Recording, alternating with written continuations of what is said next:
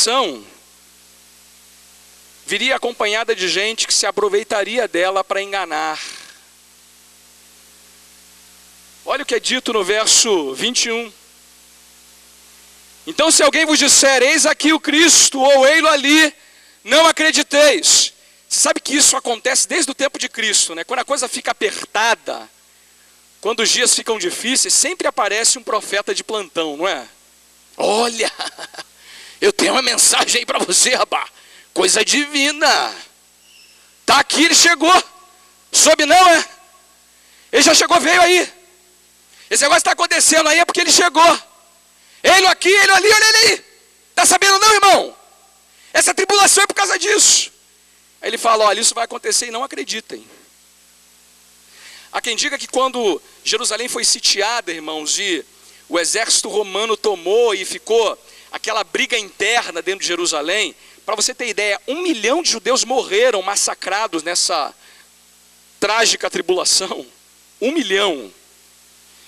Quem correu para dentro de Jerusalém achando que ia ser protegido, marcou a sua sentença de morte.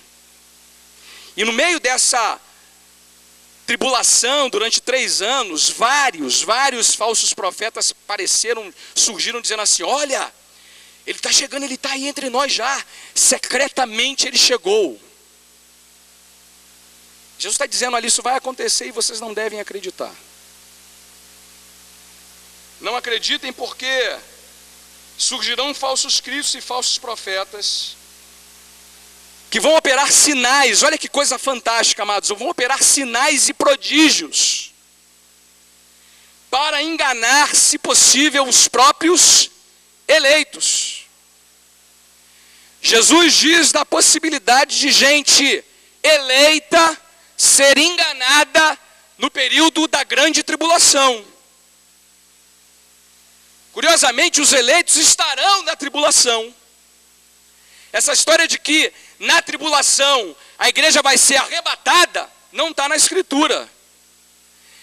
A igreja estará enfrentando a tribulação, porque o texto diz que nesse período os eleitos poderão ser até enganados, não arrebatados. Enganados e não arrebatados. Surpresa! Não vai haver essa história de que seremos livres dessa grande tribulação. Pelo contrário, o texto garante-nos que durante a grande tribulação, até mesmo eleitos poderão ser ludibriados. Jesus adverte-nos que esse período não só será de angústia, de sofrimento, de muita fuga e correria, mas também de enganação, de gente que se aproveitará dele para anunciar coisas que não são verdadeiras. Gente que será enganada com base nesses falsos profetas, nesses falsos cristos. Você sabe que nessa grande tribulação, isso não é um dado confirmado, alguns judeus escreveram depois, muito tempo, que eles foram salvos por causa da profecia. A gente não sabe se eles estavam se referindo a essa profecia aqui, mas talvez estivessem. Todo mundo que levou a sério o que Jesus estava dizendo nessa ocasião, livrou-se. Mas quem não fugiu, quem achou que podia resistir ao imperador Tito, quem achou que podia permanecer na cidade, foi completamente morto. E aí Jesus termina o seu texto com esse tom solene do verso 23. Estai vós de sobreaviso, tudo vos tenho predito. Amados, deixa eu fazer aqui algumas observações importantes então para a gente. Pastor, o senhor está falando de quê então? Isso aqui é sobre Jerusalém? Ou isso aqui é sobre a história que está por vir para cada um de nós? Porque essa é a questão agora, irmãos. Como é que a gente tem que olhar para esse texto? Ele é um texto que só se aplica ao que aconteceu em Jerusalém por volta de 70 depois de Cristo. ou ele é um texto que fala também ao nosso tempo e fala de um futuro que nós devemos aguardar com relação à igreja. Primeira coisa é entender que esse texto se aplica primeiro a Jerusalém. Aí, menções históricas e geográficas. Fujam da Judéia. Obviamente a Judéia está lá, nos arredores onde Jesus estava. Obviamente essa é uma profecia que se cumpriu no período em que o império, o exército romano sitiou Jerusalém. Obviamente essa profecia fala daquela desolação que se abateu contra o povo de Deus, os eleitos de Deus lá em Jerusalém, e que muitos judeus sobreviveram por causa dessa profecia. Fugiram, e a gente já sabe qual foi o resultado de quem ficou. Mas eu não posso me furtar de oferecer a vocês uma segunda coisa importante. Existe uma aplicação secundária para esse texto. Jesus está falando de um período que se cumpre em Jerusalém, mas está também falando de um outro período que é muito à frente daquele evento histórico. Ele está fazendo aqui o mesmo que Daniel fizera com a abominável desolação. Falava de um rei, mas também falava do que estava por acontecer em Jerusalém. Jesus toma de volta essa mesma expressão para dizer, olha, eu estou falando de uma coisa que acontecerá daqui a alguns anos, mas estou também falando de algo que ainda está por vir. De onde eu tiro, ou de onde os intérpretes tiram essa conclusão? Acho que tem duas coisas aqui que a gente não pode deixar de perceber. Essa abominável desolação é um conceito de poder que se levanta contra a igreja e que traz a ela um sofrimento profundo, uma angústia sem igual. Para usar a figura da Escritura, é o poder do anticristo, daquela figura que aparece na Bíblia como um poder que perseguirá e assolará profundamente a vida da igreja. Além dessa ideia de um conceito de poder, esse poder trará consigo perseguição, sofrimento, dor e morte intensas, como poucas vezes a gente viu na história da humanidade.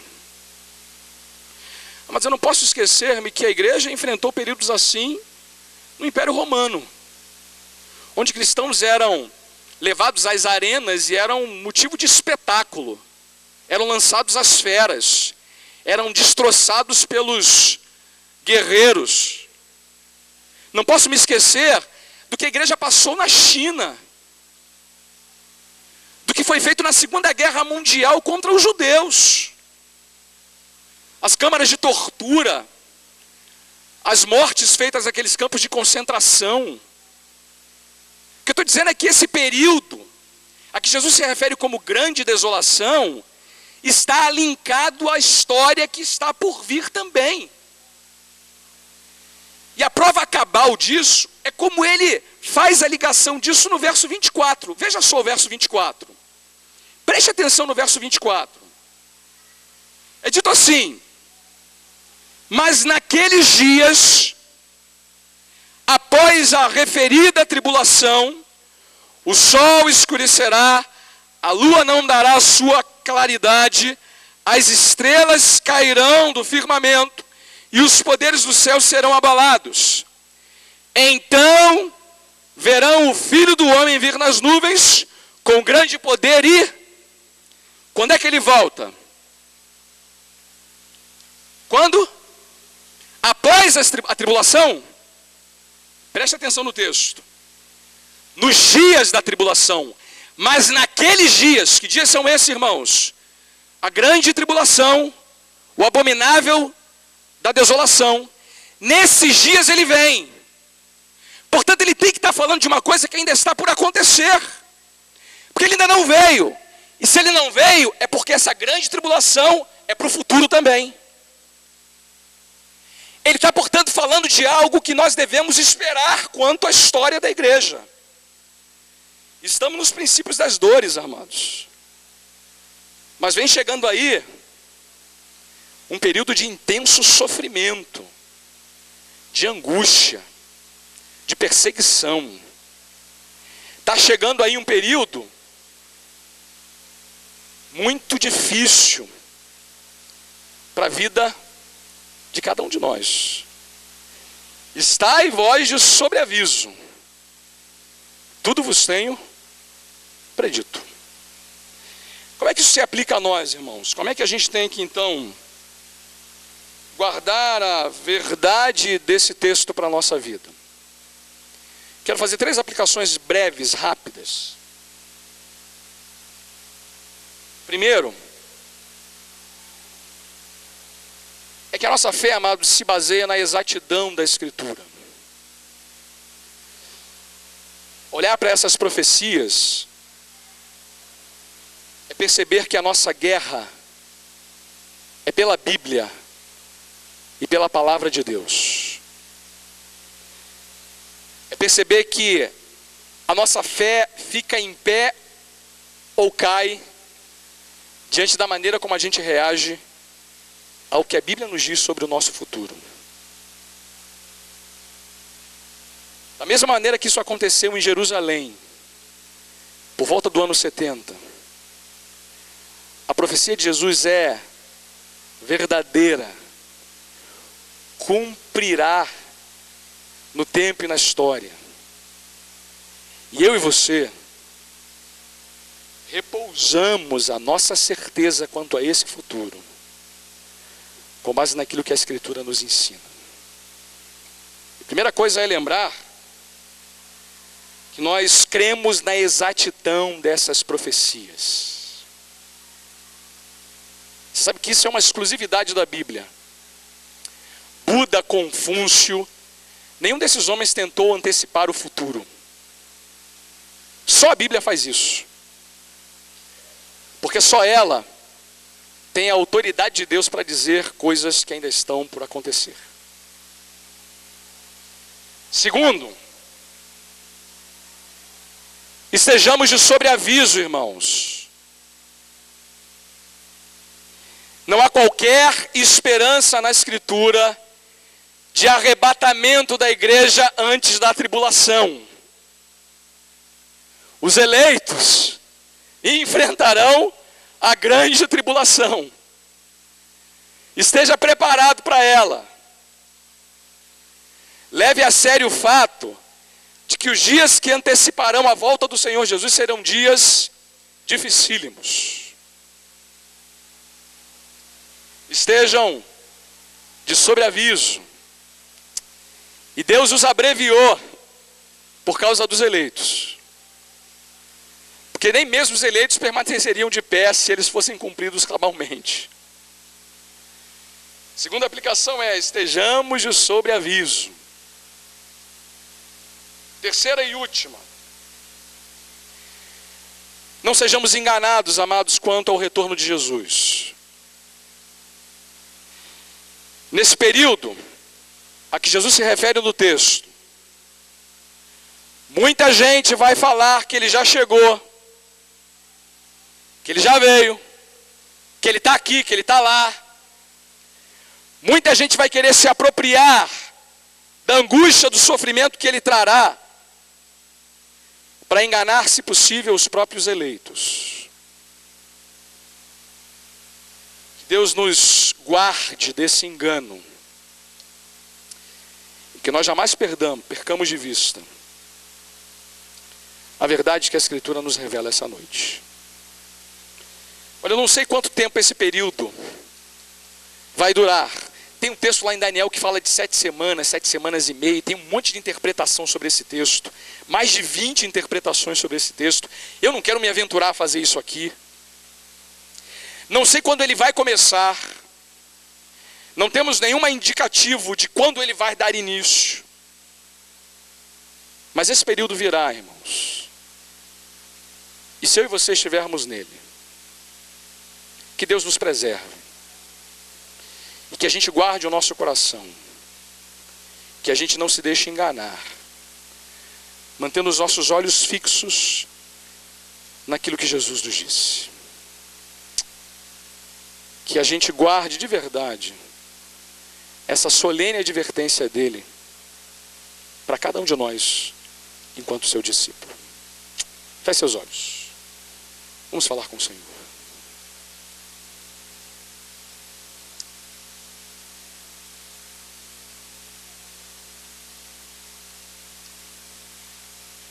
Pai, nós te agradecemos, porque agora estamos de sobreaviso. Estamos certos de que as profecias da tua palavra hão de se cumprir, tintim por tintim, item por item, e o céu e a terra podem até passar, mas as tuas palavras, Senhor, jamais passarão. E nós queremos alicerçar a nossa vida sobre o que ela nos ensina essa noite. Queremos estar de sobreaviso. Queremos implorar-te que tu nos ajude a não sermos enganados por aqueles que surgirão, dando para nós uma falsa esperança. Queremos enfrentar esse período, se tiver que enfrentarmos, tendo a nossa fé e o nosso compromisso alicerçados no Senhor. Estamos vivendo agora, Senhor, os princípios, ou princípio das dores. Mas como diz a tua palavra, o futuro que temos como igreja é um futuro difícil, de sofrimento, de dor, de angústia. Ó Deus, guarda-nos e nos mantém alertas sobre aquilo que está por vir. E que nós estejamos, ó Deus, nosso coração profundamente compadecido daqueles que estão despreparados para esse tempo. Ó Deus, nos faz enxergar o quanto essa gente carece da salvação, do abrigo, da graça e da paz do Senhor Jesus. Nos faz enxergar que essa gente está completamente, Senhor,